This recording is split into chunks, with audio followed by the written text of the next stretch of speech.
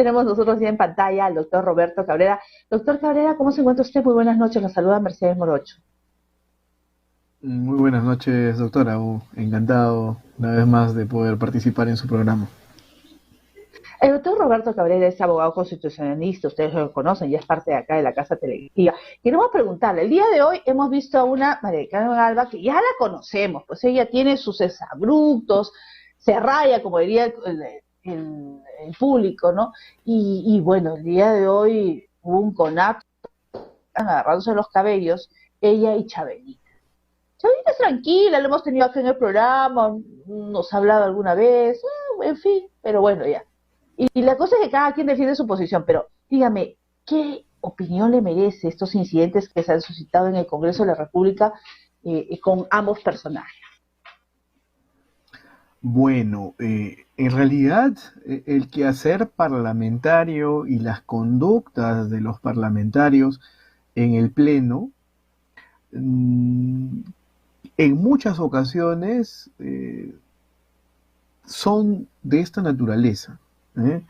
¿Eh? Y esto que se ha logrado visualizar en los medios de comunicación eh, es gracias a que otra vez existe acceso para los periodistas en el recinto parlamentario. Esto es algo que hay que resaltar, ¿no?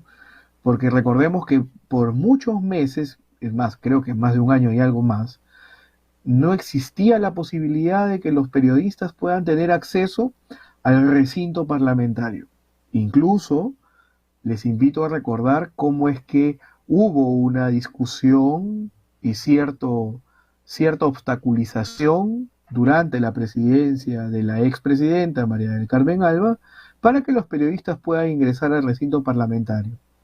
Eh, Justo son las consecuencias de que los periodistas ahora puedan visualizar qué es lo que hacen o qué es lo que no hacen, quiénes están y quiénes no están, y qué dejan o no dejan de hacer los congresistas durante el pleno, es algo creo que a todas luces útil, porque nos permite darnos cuenta de qué cosa, de conductas y actitudes que no son coherentes con la enorme responsabilidad que tiene un representante de nuestra nación.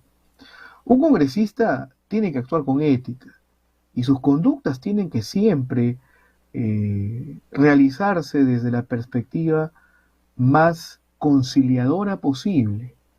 Esto no es una de las características que justo sea la que marque el norte o el derrotero de muchos parlamentarios, incluyéndose a la congresista María del Carmen Alba.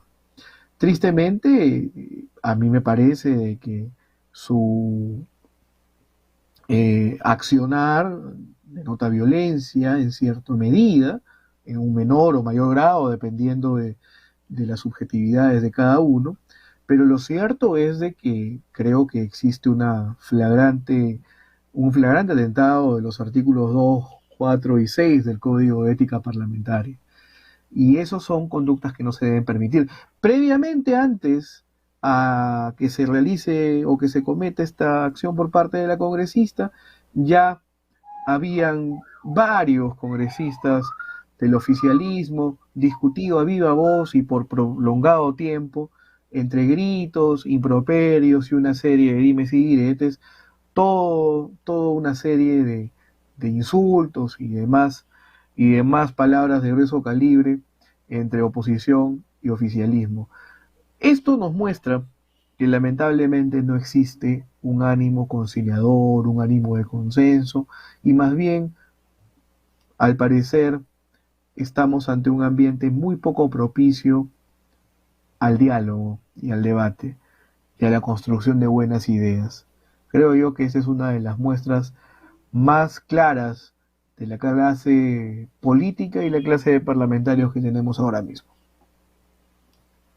Doctor Roberto Cabrera, bueno, hagan verdades, también en otros congresos hemos visto que la gente se agarraba a puño limpio, es decir, al estilo salvaje oeste, ¿no? Como me recuerdo alguna vez las asambleas del Colegio de Abogados de Lima que caían sillas y si transmitieron esas asambleas, yo no sé. En fin, bueno. son cosas que suceden, ¿no? Ni modo, si eso tenemos a los padres de la patria que dan ese ejemplo. Doctor Roberto Cabrera, ¿qué tan importante constitucionalmente ver este tema y que, digamos, los congresistas sean conscientes de las prerrogativas que tienen, de los deberes que tienen constitucionalmente, porque vemos que muchas veces cuando les toca votar en temas importantísimos, pues se ausentan, se enferman, algunos dicen que les ha dado COVID, pero qué oportuno, ¿no? Que se enfermen, les da un dolor de estómago, se van al baño y se demoran pues horas de horas. Yo creo que los baños estarán saturados de los congresistas porque no quieren estar presentes, pero qué tan importante es que estén realmente, o que ya me risa, presentes, pues, ¿no? O sea, que sepan poder representar, ¿no? A quien los ha elegido. Oh, es sumamente importante. Más aún teniendo en cuenta de que lo que se debate en cada sesión del Pleno son proyectos de ley aprobados previamente por comisiones que han hecho un análisis respecto a la viabilidad o no de una iniciativa legislativa planteada o una resolución legislativa que directamente afecta el quehacer parlamentario, y por lo tanto la decisión que tomen es de especial valía para la legitimidad y también para un análisis posterior de legalidad y constitucionalidad de la norma que se pretende aprobar, que obviamente para muchos de los parlamentarios resulta ser oscuro, ambiguo y poco fácil de entender ante su escasa preparación. Pero mínimamente lo que se espera de un congresista es que sus deberes, su conducta como tal, respete la investidura parlamentaria. Y esta investidura parlamentaria es incompatible con conductas que obviamente sean atentatorias contra la moral y las buenas costumbres. Y además, y lo señala incluso, si mal no recuerdo, el artículo sexto del mismo Código de Ética Parlamentaria, que entre congresistas se deben respeto y tolerancia. ¿Por qué? Porque mínimamente uno tiene que ser cortés, tiene que actuar con cierta disciplina. Si no existe este respeto, por más dicotómicos que resulten ser las ideologías o los argumentos respecto a algún tema en particular, pues entonces no se van a llegar a las buenas ideas o las buenas propuestas.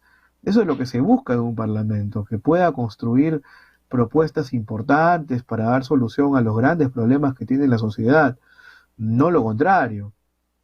Eso es algo que creo yo que debemos reflexionar todos al momento de elegir. Doctor, queremos preguntarle también acerca de este tema de que en los últimos 2 días hemos visto ya al presidente Castillo, a su entorno, llamar, pues, ¿no?, a defender la democracia, porque para ellos, pues, están vulnerando, ¿no?, el Estado democrático, porque aparentemente, pues, no hay un respeto a su investidura, a, a, a la población que lo ha elegido. Y entonces, por otro lado, estamos viendo a las organizaciones sociales que han llegado a Palacio de Gobierno y que ayer acompañaron a Jennifer Paredes para entregarse, pues, a la justicia. En conclusión, ¿cuál es el límite que tiene un ciudadano en cuanto a lo que es el derecho a la protesta? El poder decir, bueno, este es mi presidente, yo he elegido, yo he votado, yo creo que él es una persona que está trabajando, y todo esto después son argucias para poder sacarlo del cargo. Y por el otro lado, bueno, veamos pues al otro grupo que dice, oiga, no, este es un presidente corrupto, pues, no, de todo su entorno, esta es la chota nostra, es un delincuente, etcétera, etcétera, y todo lo que se dice, ¿no? Entonces, ¿cuál es el punto medio? ¿Cómo hacer entender a la ciudadanía para que no pueda incurrir en ningún tema que vaya contra el Estado democrático propiamente y que vaya contra su libertad a poder expresar, pues, ¿no?, su opinión, su derecho a la protesta? Claro que sí. Bueno, los estados democráticos son los estados de los desacuerdos. Un estado democrático se caracteriza porque precisamente cualquier persona con una ideología, con un pensamiento distinto, puede hacer públicas sus ideas y sus cuestionamientos respecto a las decisiones de carácter político, etcétera. Pero todo derecho tiene límites.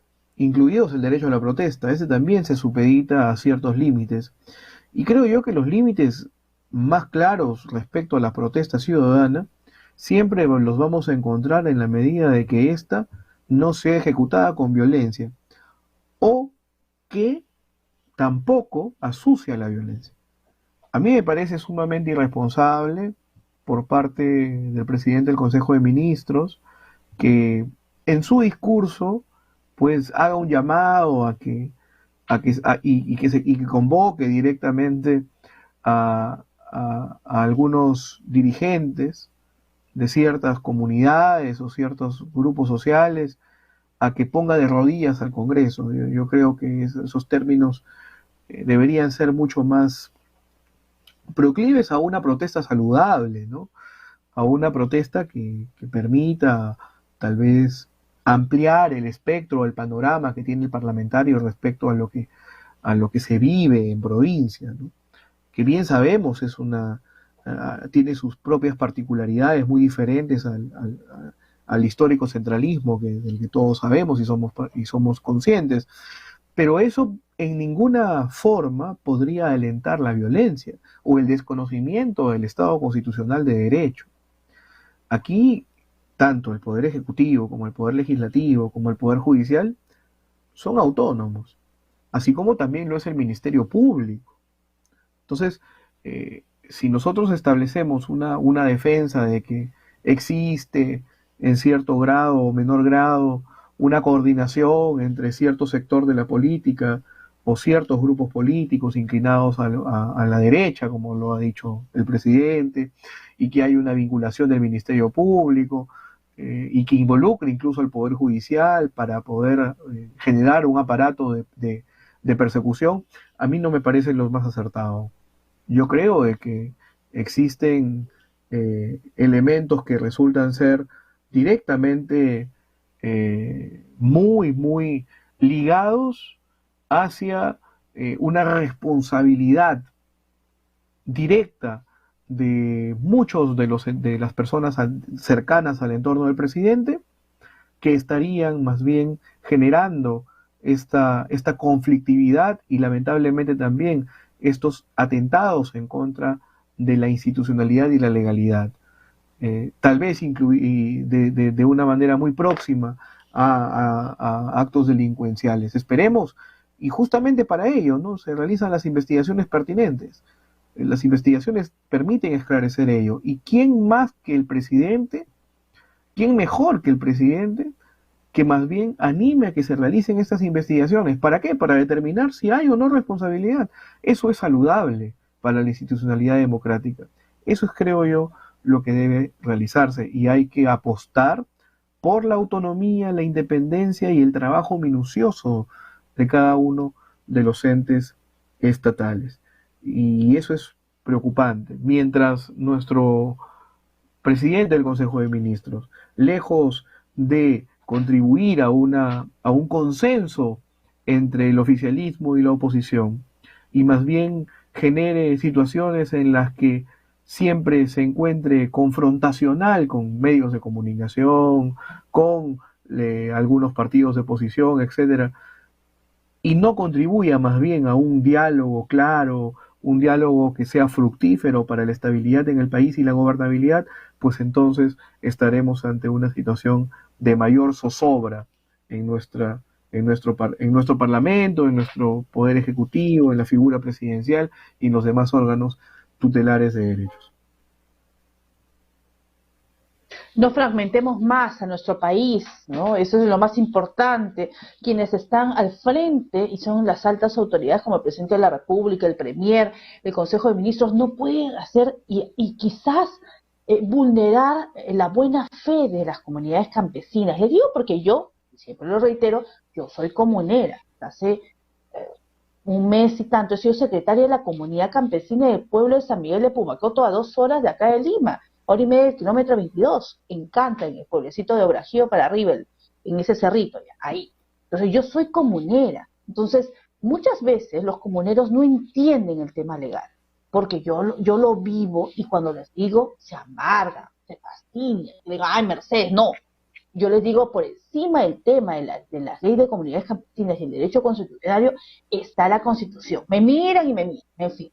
Pero bueno, esta última vez que he viajado el primer domingo de cada mes, porque son las reuniones de la comunidad, les digo, ¿y ya les quedó claro con el tema de Cajamarca? Con el tema de las señoras que han colgado, ¿ya les quedó claro con el tema del secuestro? Que por favor no se vulnere la buena fe, porque los que quizás saben algo más en derecho, en leyes, los que están, el presidente se sobreentiende, bueno, al menos los ministros, deberían de no asusar, deberían darle tranquilidad al pueblo peruano, porque es mal utilizarlo, y es hacerle a las finales, si llega a esto, a temas mayores, que nadie quisiera, estamos hablando de padre de familia, de madre de familia, gente humilde, gente que no tiene agua potable, gente que no tiene obras en sus comunidades, gente que está claro, son como los niños que no tienen padres porque no tienen un cuidado, es decir, nunca el Estado llegó a ellos. Entonces, claro, están desesperados y creen que quizás la violencia y su derecho constitucional hace que puedan aquí venir con latigazos o quizás ir a mayores. Entonces, señores, mantengan la calma, eso sí hay que llamarlos ellos, porque imagínense que un mal paso y llevarse de un mal consejo podría llevarlos ustedes a la cárcel y nadie los va a defender. Nadie los va a defender. Entonces no vulneremos, señores. Señor presidente Pedro Castillo, a todo su consejo de ministros, no hagamos una maldad en gente, utilizando a gente humilde, porque ellos son gente humilde que viene del interior del país y que cree que existe una posibilidad de un golpe o algo. Si usted cree que van a realizar un golpe o están atentando, utilice los medios legales correspondientes. O sea, cuando alguien me ataca a mí, a Mercedes Morocho, yo misma voy y yo doy cara. Yo no estoy buscando pues al papá de mi hija, yo estoy buscando a mi familia. No, yo no estoy, porque para eso yo misma voy y respondo, doy la cara. Entonces, señores, es una cobardía utilizar a la gente más humilde. Ese es mi punto de vista como comunera. Como comunera que soy, pues, de este pueblo de San Miguel de Pumarejo. O sea, así se lo digo. O sea, eso es mal utilizar. Eso ya es un acto de cobardía. Vaya usted y de cara.